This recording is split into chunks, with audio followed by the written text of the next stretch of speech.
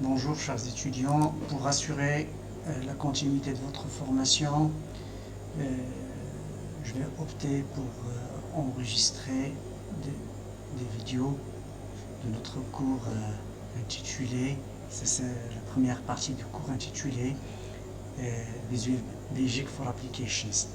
Donc le contenu du cours, le sommaire, il suit ce plan. On va commencer avec une introduction, après on va faire les feuilles et les cellules, chose que nous avons déjà faite lorsque nous avons fait Excel lors du premier semestre.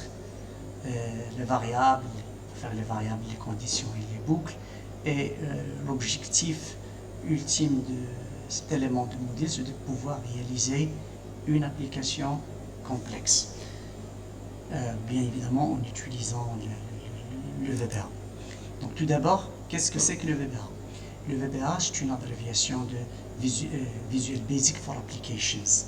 Donc, quand on dit Visual Basic for Applications, cela veut dire que ce langage a besoin d'une application d'autre pour s'exécuter. Et il a besoin d'un produit Microsoft comme l'Excel, ou bien l'Access, ou bien le PowerPoint. Notre choix, ça va être sur Excel, comme je viens de le dire tout à l'heure. C'est un chapitre que nous avons déjà étudié lors du premier semestre. Vous connaissez déjà l'intérêt et la puissance d'Excel, que ce soit dans la réalisation des factures, des bulletins, et aussi Excel est très puissant lorsqu'on parle des graphiques. Grâce bien évidemment via la liaison qu'il a entre les feuilles et les cellules, donc la communication entre les feuilles et les cellules. Donc très bien. Ici, grâce au VBA, nous pouvons faire tout ce que nous avons déjà fait sous Excel, bien ce qu'on souhaite faire sous Excel. Mais dans un premier temps, pour pouvoir travailler avec le VBA sous Excel, on a besoin de faire apparaître un onglet qui s'appelle Developer, sur le ruban d'Excel. Donc, pour pouvoir insérer cet onglet, là, ça diffère. Il y a une petite différence entre les versions d'Excel. Est-ce que c'est une version qui est supérieure à 2007 ou bien une version qui est ancienne à 2007? Mais généralement, il n'y a pas une grande différence. Là, je vais vous montrer comment le faire sur la version déjà installée sur ce PC qui est 2013. Il suffit ici d'aller sur Fichier, cliquer Fichier, puis après Options, et sur les options d'Excel, cherchez personnaliser le ruban.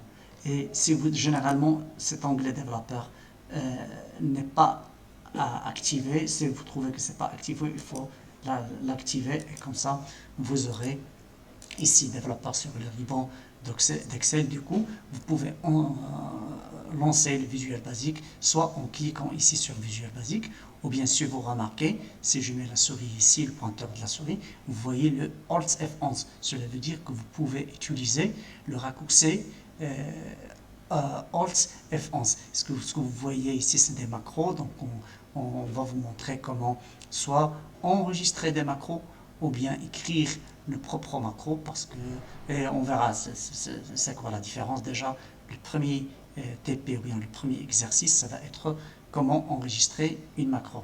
Donc, il s'agit d'un travail répétitif. D'accord? Mais ce n'est pas toujours le cas, on n'enregistre pas, ce n'est pas toujours faisable, ce n'est pas toujours intéressant d'enregistrer des macros. Des fois, on a besoin d'écrire notre propre code pour réaliser notre application. Après, on peut insérer des boutons, comme ça on ne va pas aller vers le Visual Basic pour exécuter du code. Donc on insère des boutons, on peut insérer, on va faire un exercice ou bien un TP sur comment insérer les boutons. Donc très bien, je continue ici. Donc ça, c'est l'interface que nous venons d'expliquer ici. On a ce VBA Project Cluster. Du moment que j'ouvre ici un classeur, c'est que lorsque j'ouvre un classeur et je fais le Alt F11, là, j'ai un classeur 1 est un classeur et ici un classeur 2. Pourquoi? Parce que j'ai déjà ouvert ici deux classeurs. J'ai un classeur 1 et j'ai un classeur 2. D'accord? Si je rajoute ici un troisième classeur, je fais un raccourci CTRL N.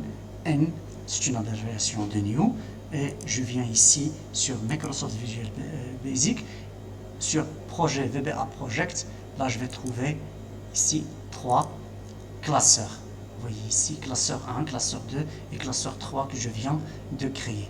Ici, j'ai une seule feuille.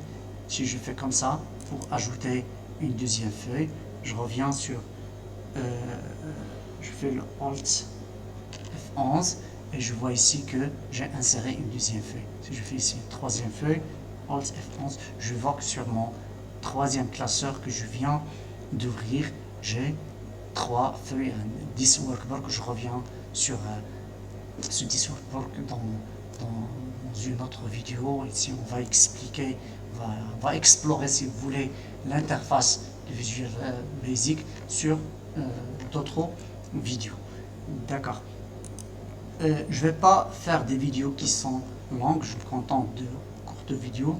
Là, un petit résumé de ce que nous avons déjà fait. On a juste expliqué qu'est-ce que c'est que le VBA. On a dit que c'est un langage de programmation.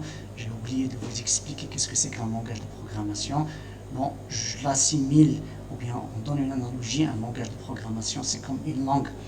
On a besoin d'une langue, que ce soit l'arabe, le français, l'anglais, pour communiquer avec les humains, d'accord, pour exprimer des idées. Les machines ont besoin d'un langage de programmation, comme ça l'humain peut expliciter ou bien exprimer les tâches à réaliser par la machine avec ce langage de programmation via des algorithmes. Et même les machines entre elles communiquent avec des langages de programmation. Donc bref, on a dit qu'on a étudié le VBA, on a expliqué qu'est-ce que c'est que le VBA, qu'est-ce que c'est qu'un langage de programmation. Le VBA a une spécificité, c'est qu'il a besoin d'une application DOT pour s'exécuter, et l'application DOT ici choisie, c'est Excel.